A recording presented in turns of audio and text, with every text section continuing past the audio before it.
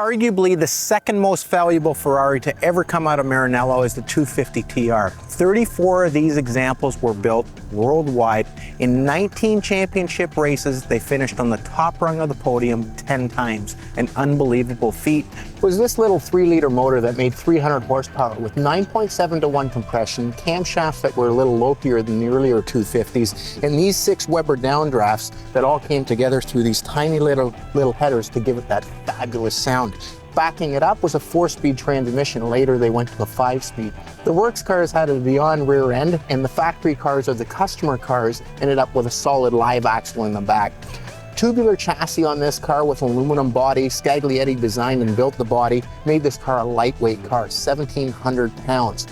Combine that with the 300 horsepower, it made for a formidable package down in straightaways. Now, most of the other competitive cars had already gone to disc brakes. Ferrari insisted on the drum brakes, and it was actually his downfall, quickly changing to disc brakes in 59 and 60. That was part of the reason for the pontoon design. The idea was to get the air in the front, cool the big drums, and have the air quickly exit the back. What happened in actuality is the fact that the cars got light on the straightaways, and again, the works cars quickly closed in the side bodywork here to avoid some of the lift. All in all, you had a spectacular looking car that was super reliable, that was still plenty quick enough to win a ton of races. I've been wanting to drive one of these since I was a kid. Now's my opportunity. I'm not going to get to drive it fast, but at least I'm going to get to drive it.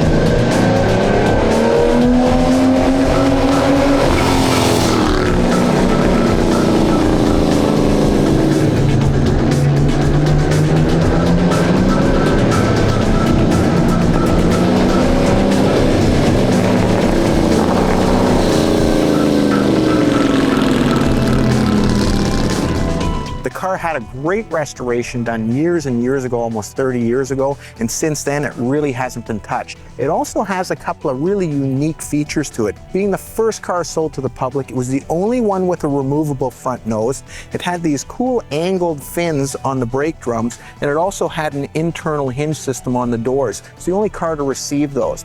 Well, all of that with its unblemished history, beautiful bodywork on this car. Car's got to be worth somewhere around $12 million. That's what the last one sold for. But again, Fred says the car